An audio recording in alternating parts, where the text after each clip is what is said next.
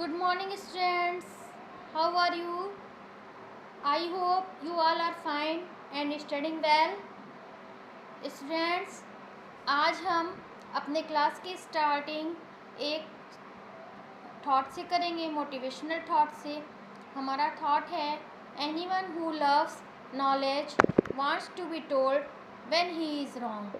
It is stupid to hate being corrected. कहने का तात्पर्य है कि जो ज्ञान से प्यार करता है वो चाहता है कि जब वो गलत हो तो कोई उसको बताए, लेकिन वो लोग मूर्ख होते हैं जब उनको कोई बताता है और वो उससे घृणा करते हैं। कहने का तात्पर्य ये है कि बच्चों कि जब हम कहीं पे गलत होते हैं और अगर हमको नॉलेज है, ज्ञान है, तो हमको कोई अगर सही चीज़ बताता है तो हमें क्रोध नहीं आता, बल्कि हम उसे सही करने की कोशिश करते हैं। लेकिन वो मूर्ख होते हैं जब वो गलत कर रहे हो और उनको सही बताया जा रहा हो तो उनको गुस्सा आए। वो मूर्ख ही होते हैं क्योंकि उनको ज्ञान की नॉलेज नहीं होती है। जिनको बताने पे, सही बात बताने पे गुस्सा आता है, यानी वो ज्ञानी नहीं है। तो हमें कभी नाराज़ नहीं होना चाहिए जब हमारी गलतियों को कोई बताए, उससे हमें कुछ सीखने का मौका मिलता है। अगर कुछ हमारी कमियां कोई बताएगा ही नहीं तो हम कैसे सीखेंगे। लेकिन अधिकांश लोग ऐसे ही होते हैं जो उन बातों से नाराज़ हो जाते हैं। तो बेटा ऐसा नहीं करना चाहिए। ओके बच्चों, पिछली क्लास में मैंने आपको रसखान के सवैये पढ़ाया था, है ना। क्षितिज बुक की पदखंड का रसखान के सवैये पढ़ाया था। अब की मैं आपको इस वीडियो में कृतिका बुक का मेरे संग की औरतें कहानी पढ़ाऊंगी। बच्चों ये पाठ बहुत लंबा है, इसलिए मैं इस पाठ को सारांश के रूप में समझा दूंगी, जिससे आप इस पाठ को समझ भी सकेंगे। इसमें लेखिका है मृदुला गर्ग है, उन्होंने कहानी लिखी है। मृदुला गर्ग लेखिका के साथ उनके परिवार में किन किन महिलाओं का योगदान रहा है और किन किन महिलाओं के साथ ये लेखिका रही हैं, इस बात का यहाँ पे इन्होंने जिक्र किया है। लेखिका यहाँ बता रही हैं कि लेखिका अपनी नानी को तो नहीं देख सकी और ना ही नानी की कहानी सुन सकी, लेकिन लेखिका कि नानी के बारे में जो भी उसकी माता ने उनको बताया था, इस पाठ में उसका जिक्र किया गया है कि लेखिका की नानी लेखिका के जन्म से पहले ही मर चुकी थी। और यहाँ पे बता रही हैं कि उनके नाना जो हैं कुछ अलग ही ख्याल के थे और लेखिका की नानी जो है अनपढ़ थी, पढ़ी लिखी नहीं थी और पर्दा रखती थी। और उनके पति जो हैं वो विलायत पढ़ने चले गए थे। वहाँ कैम्ब्रिज विश्वविद्यालय से बैरिस्ट्री पढ़ के जब वो आए तो उनके रहन सहन में भी अंग्रेजियत विलायतीपन आ गया था। जो भारतीय लोगों का संस्कार है, रहने का ढंग है, उससे कुछ अलग ही ख्याल के उनके नाना जी थे। तो नानी को तकलीफ़ भी होती थी, लेकिन वो इस ख्याल की थी कि वो अपने पति को कुछ कह नहीं सकी कि आपको ऐसे नहीं रहना चाहिए, और ना ही उनके जीवन में कभी उन्होंने दखलंदाजी किया, और वो अपने जीवन को अपने ढंग से जीती थी और पति को जिस ढंग से जीना है उसमें कभी भी वो उन्होंने दखलंदाजी नहीं की। इसलिए वो बता रही है कि लेखिका कि एक बार क्या हुआ कि उनकी नानी का अंतिम समय आ गया था, वो बीमार रहने लगी थी। तो लेखिका की नानी के मन में कुछ विचार आया कि जो लेखिका की जो माँ है उनकी शादी अपने देश में अंग्रेज का शासन था, तो लेखिका की नानी ये नहीं चाहती थी कि जो अंग्रेज के गुलाम रहे हैं, जो अंग्रेज से ज़्यादा हिल मिल गए हैं, उनसे शादी ना किया जाए। ना ही जो स्वतंत्रता सेनानी हैं और जिनका भारत को आज़ादी दिलाने का सपना है, उसी के साथ वो उनकी शादी करें। तो उन्होंने अपने पति को अंतिम इच्छा बताई कि स्वतंत्रता सेनानी जो हैं प्यारेलाल वर्मा जी से वो मिलना चाहती हैं। प्यारेलाल वर्मा जी को जब उनके पति ने बुलाया तो उन्होंने बताया कि आप मेरी लड़की का शादी जो स्वतंत्रता सेनानी हैं, जो हमारे देश के आज़ादी के लिए काम कर रहे हैं और हमारे देश के लिए जिनके हृदय में प्रेम है, उनके साथ मैं अपनी लड़की की शादी करवाना चाहती हूँ। और यही हुआ, उनके लेखक की माता की शादी एक पढ़े हुए लिखे व्यक्ति से हो गई, जो कि आज़ादी के आंदोलन में भाग लेने के कारण ICS की परीक्षा में बैठने से रोक दिया गया था। तो इसमें ये बताइए कि लेखिका की माँ का जीवन कैसा रहा है। वो काफ़ी सीधी सादी थी, बहुत ही सुंदर थी देखने में, और जब उनकी शादी आज़ादी की स्वतंत्रता सेनानी से हुई थी तो एक अलग ही ढंग से रहना, सादा जीवन जिस तरह से जीना चाहिए उस तरीके से वो रहने लगी थी। और खादी की साड़ी किस तरह से पहनना चाहिए उन्हें आता नहीं था। वो रात रात भर जग कर अपनी साड़ी पहनने की कोशिश करती थी और थोड़ी सी बीमार भी रहती थी, इसलिए वो अपने बच्चों का देखभाल अच्छे से नहीं कर पाती थी। लेकिन उनका आज़ादी के लिए बहुत ही जुनून था उनके हृदय में। उन्हें अपने हृदय में देश को आज़ाद करने के लिए प्रेम भरा हुआ था। वे आम भारतीय माँ की तरह नहीं थी। वो ना तो कभी बच्चों को उन्होंने कभी लाड प्यार किया, ना ही खाना पकाया, ना ही गृहस्थी संभाली। उनकी रुचि क्या थी? उनकी रुचि थी, कुछ बीमार सी रहती थी, इस अधिकांश समय वे किताबें पढ़ती थी, साहित्य सुनती थी, संगीत सुनती थी और साहित्य चर्चा करती थी, और घर के कामकाज में कुछ ज़्यादा ही भागीदारी नहीं करती थी।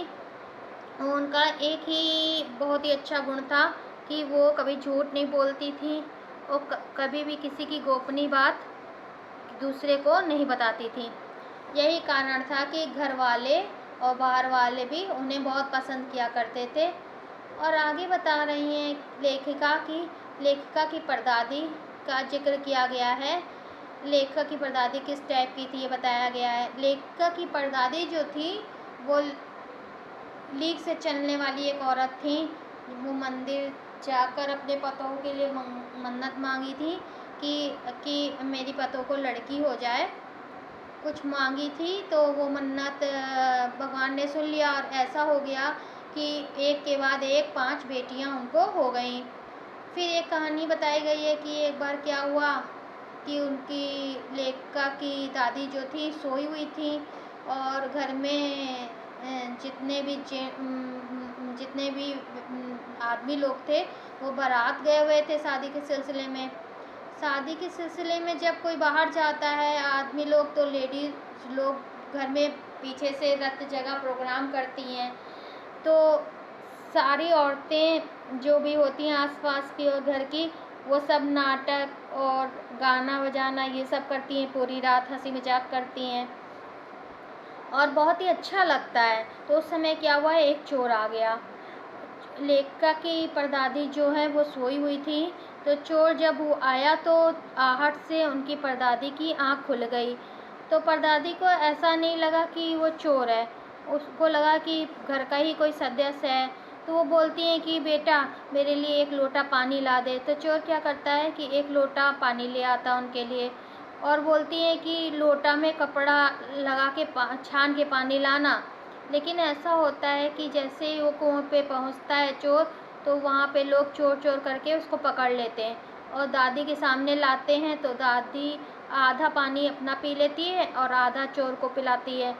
लेकिन चोर को एक सीख देती है, बोलती है कि एक काम तुम करना कि कभी भी तुम चोरी का काम मत करना, तुम खेती करना और खेती करने से तुम्हारी समस्या ख़त्म हो जाएगी। कोई भी तुम्हारी आय के व्यय की साधन ना हो तो वो समस्या नहीं रहेगी। चोरी करना पाप है। तो चोर ने उसका पालन किया और खेती करने लग गया और उसका जीवन खुशहाली से बीतने लगा। आगे लेखिका बताती हैं कि उनके पूर्वजों का उन पर क्या प्रभाव पड़ा। 1947 में जब देश आज़ाद हो रहा था तो लेखिका काफ़ी बीमार हो गई थी, उन्हें टाइफाइड हो गया था और उन्हें काफ़ी शौक़ था कि वो आज़ादी का उत्सव जब मनाया जा रहा था, जश्न मनाया जा रहा था, लेखिका उसमें भाग लेना चाहती थी। लेकिन काफ़ी कमज़ोर हो जाने के कारण उनके पिताजी उन्हें जाने नहीं दिए और लेखिका को एक उपन्यास दिया जिसका नाम था करामजोत। करामजोत उपन्यास लेखिका पढ़ती रही और उसका एक एक वाक्य उन्होंने पढ़ा और उनसे बहुत ही ज़िंदगी किस तरह से जीनी चाहिए इस तरह से आगे बढ़ने की प्रेरणा उस उपन्यास से उन्हें प्रेरणा मिली। फिर लेखिका अपने भाई बहन का जिक्र करती हैं कि लेखिका जो कि परदादी की मन्नत के कारण लेखिका और उसकी चारों बहनें होने के कारण कि कोई हीन भावना की शिकार वो नहीं हो पाई थी, क्योंकि वो किसी एक लीक पर चलने से उन्होंने इनकार कर दिया था। लेखिका बता रही हैं कि उनकी बड़ी बहन का नाम था मंजुल भगत। इन्हीं के लिए परदादी ने मन्नत मांगी थी और उन्होंने शादी के बाद पति का नाम ग्रहण कर लिया और प्रसिद्ध लेखिका बन गई। मंजुल भगत एक प्रसिद्ध लेखिका हैं। दूसरी कन्या थी मरला गर्ग, मतलब लेखिका स्वयं, और इन्होंने स्वयं शादी के बाद गर्ग अपने हस्बैंड का नाम उनसे जोड़ दिया। लोग पूछते हैं शादी के बाद उन्होंने अपना नाम क्यों बदला, तो वो कहती कि नाम बदलने से उनके व्यक्तित्व में कोई अंतर नहीं आता है। नाम नाम ही होता है, सिर्फ कर्म करना चाहिए, नाम से कुछ भी नहीं होना चाहिए। लेखिका की तीसरी बहन थी जो उसका नाम था गौरी, उससे चित्रा भी कहते थे लोग। लेखन वो नहीं करती थी। चौथी बहन थी रेनू और पांचवी बहन थी अचला। अंग्रेजी में लिखती थी वो। जिसका एक भाई था जिसका नाम राजीव था, जो हिंदी के लेखक अभी भी थे। इन चारों को सारा खानदान एक के बाद एक लेखक हुए हैं। फिर लेखिका बता रही हैं कि तीसरी नंबर की बहन चित्रा जो थी वो बहुत दबंग थी। वो मन में आई हुई बात करके ही मानती थी और कॉलेज में पढ़ते हुए समय वो दूसरों को पढ़ाने में ज़्यादा ध्यान देती, पढ़ने से ज़्यादा। तो जो लोग पढ़ते थे उनसे उनका अंक ज़्यादा उनसे आता था और चित्रा का कम आता था और वो दृढ़ संकल्प स्वभाव की थी। अब लेखिका शादी के बाद बताती हैं कि बिहार के एक छोटे से पश्चिमी डालमिया नगर में रहने लगी। वहाँ नर नारी में काफ़ी भिन्नता थी। जब कोई पिक्चर देखने जाता था तो औरत आदमी कोई भी हो तो औरत को अलग बैठाला जाता था और जेंट्स को अलग बैठाला जाता था। तो इस भेदभाव को उन्होंने वहाँ जाकर ख़त्म किया और कर्नाटक के एक छोटे से कस्बे में डबलकोट में बागलकोट में पहुँची। वहाँ कोई ढंग का विद्यालय नहीं था जहाँ वो अपने 2 बच्चों को पढ़ा सके। उसने पास के कैथोलिक से एक प्रार्थना की कि वहाँ के सीमेंट कारखाने की मदद से एक प्राइमरी स्कूल खोल दिया जाए। तो वहाँ पे कहा गया कि क्रिश्चियन संख्या कम है तो गैर क्रिश्चियन लोग बच्चों को भी शिक्षा देने की वहाँ दलील दी।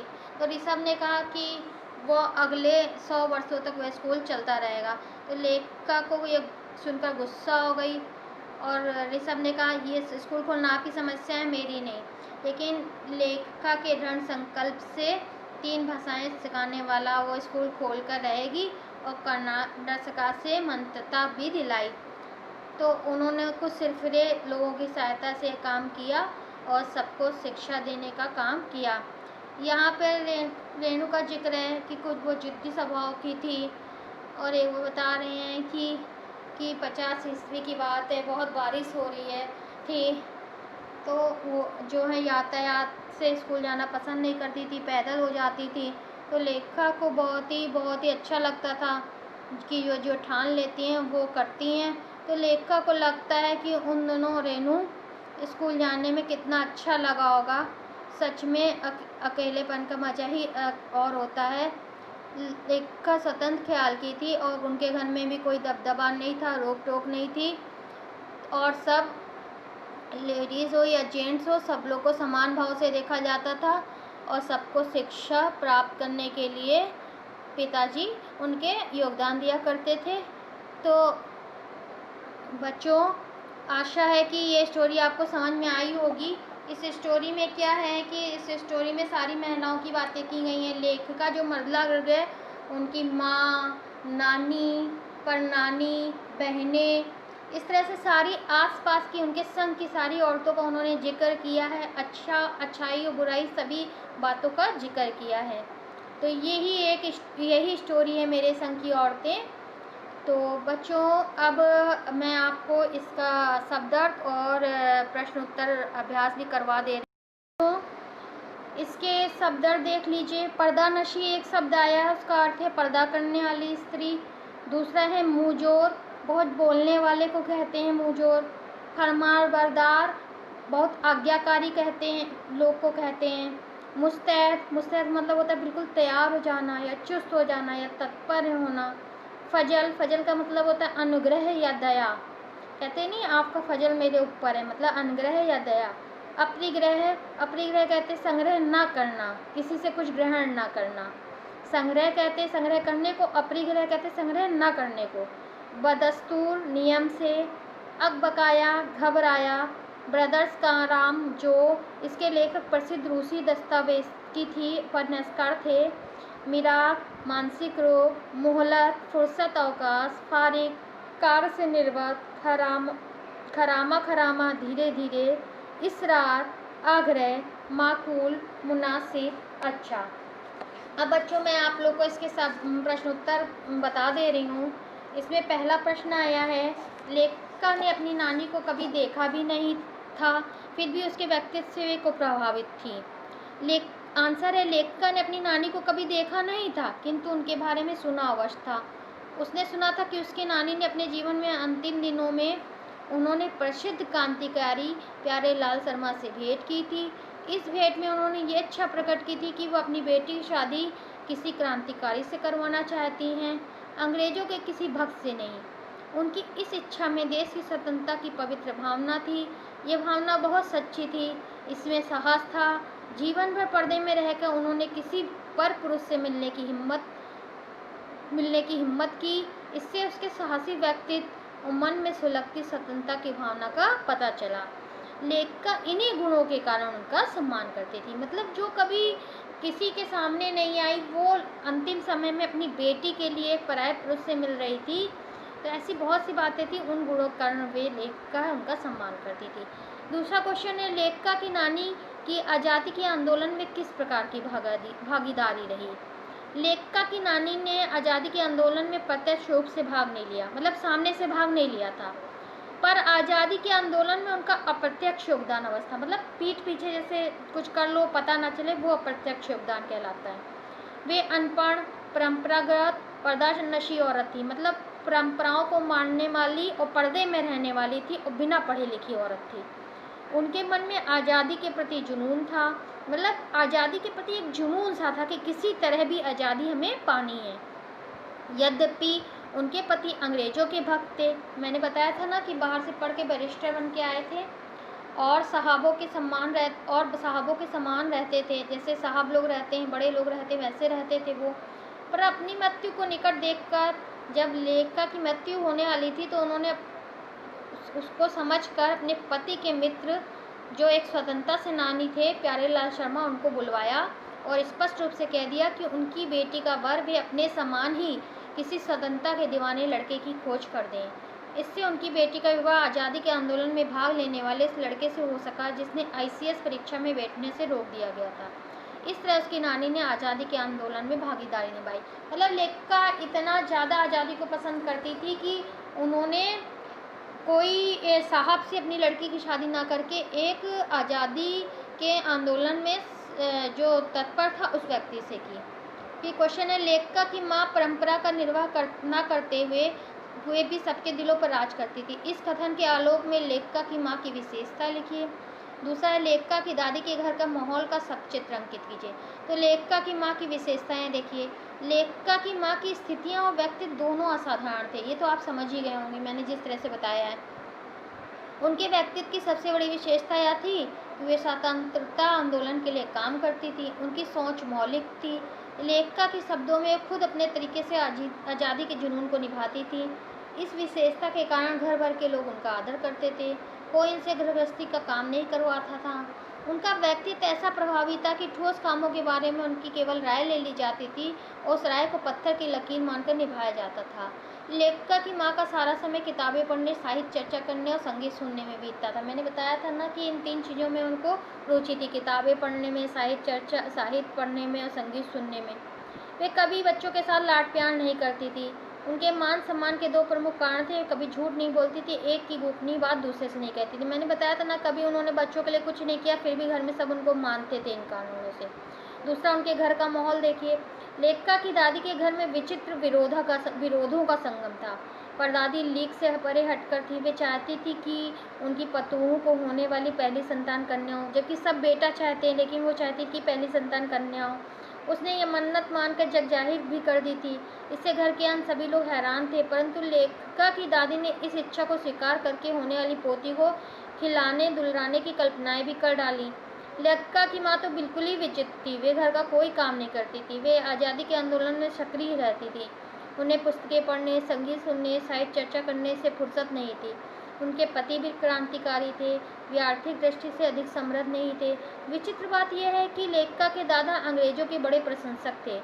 घर में चलती उन्हीं की थी, किंतु घर की नारियां अपने अपने तरीके से जीने के लिए स्वतंत्र थीं।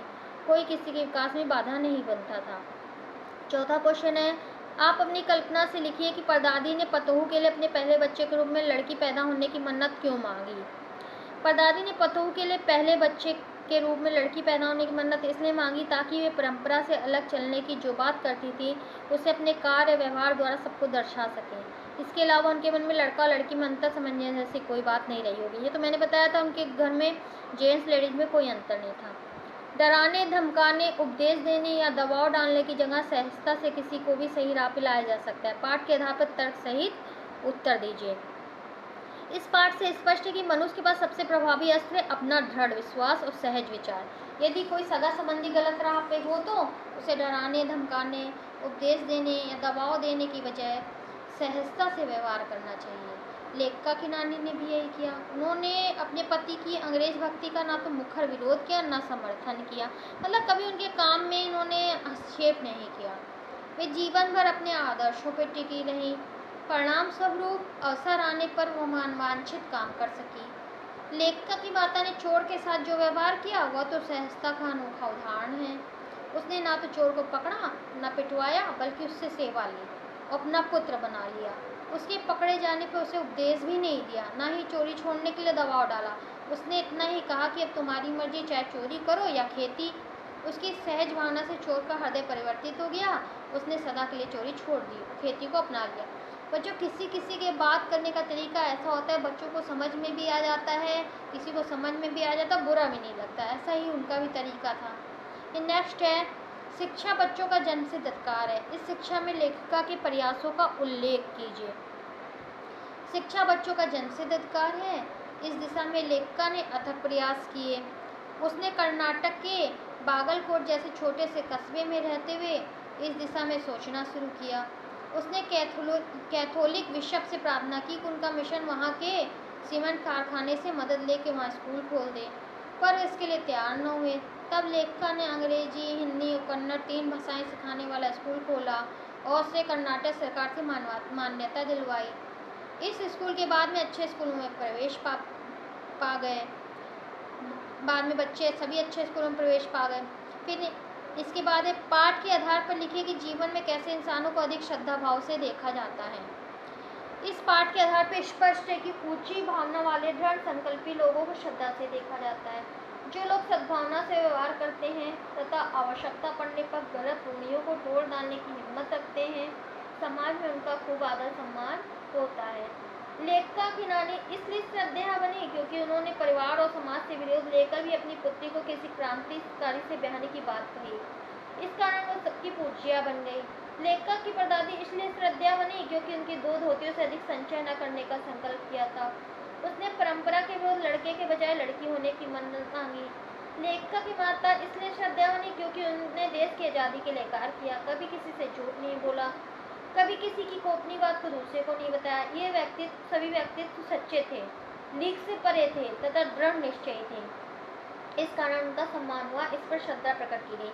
देखिए उनमें अलग ही बात थी, तो लड़कों की अपेक्षा लड़कियों को अधिक महत्व देती थी और लीग से परे थी। बहुत सारी बातें ऐसी थी जो मैंने बताई थी आपको। सच अकेलेपन का मजा ही कुछ और है। इस कथन के आधार पर लेखक की बहन और लेखिका के व्यक्तित्व के बारे में अपने विचार व्यक्त कीजिए। सच अकेलेपन का मजा ही कुछ और है। इस कथन के आधार पर ज्ञात होता है कि लेखिका और उसकी बहन दोनों ने अपने दृढ़ निश्चय और जिद्दीपन के कारण उस कथन को चरितार्थ ही नहीं करती हैं, बल्कि उसका आनंद भी उठाती हैं। लेखिका की बहन रेणु तो लेखिका से भी 2 कदम आगे थी। वह गर्मी में उस गाड़ी में नहीं आती थी जिससे उसे पिता ने स्कूल से लाने के लिए लगवा रखा था। एक बहन गाड़ी में आती थी जबकि रेणु पैदल। इस तरह शहर में एक बार 9 इंच बारिश होने पर शहर में पानी भरने के कारण घर वालों के मना करने पर भी वो लब करते पानी में स्कूल गई। स्कूल बंद देख कर लौट आई।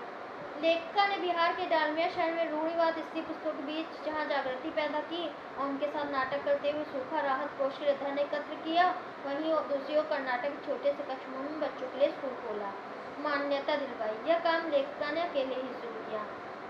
बच्चों, इस तरह ये सारे क्वेश्चन मैंने आपको बता दिए, उनका आंसर बता दिया है, तो इसको तैयार कर लीजिएगा बच्चों। और मंगला पब्लिक स्कूल 39 बच्चों, वीडियो को ध्यान से देखिए कीजिए, समझा कीजिए, उस पर फॉलो किया कीजिए। जब ये सब आप कर लोगे तो आपको लेसन भी अच्छे से समझ में आ जाएगा, बाद में क्वेश्चन आंसर रटने की आवश्यकता नहीं रह जाती है, एक बार समझ लो तो बच्चों इसको समझ के पढ़ना अलग बात है। अगर आपने एक बार और इसकी रीडिंग पूरे लेसन की आप लोग एक बार कीजिएगा, ये भी आपका होमवर्क है। रीडिंग अच्छे से कर लेने पे छोटे से छोटे पॉइंट आप ध्यान से पढ़ लोगे तो आप समझ पाओगे लेसन को। लेसन बहुत बड़ा था, उसको मैंने संक्षेप में बताया उसकी स्टोरी, लेकिन आप लोग इस पूरे लेसन को बड़े ध्यान से पढ़िएगा। मैं आशा करती हूँ इसको पढ़ोगे, समझोगे और क्वेश्चन को अपने आप से सॉल्व करोगे। और जब मैं पीडीएफ भेजूंगी पहले सॉल्व कर लोगे, फिर देखोगे कि आप सॉल्व कर पा रहे हो कि नहीं, तब मेरे पीडीएफ से आप आंसर लिखोगे, जिससे क्या होगा, आपका ये लेसन बिना रटे तैयार हो जाएगा। ओके बच्चों, थैंक यू।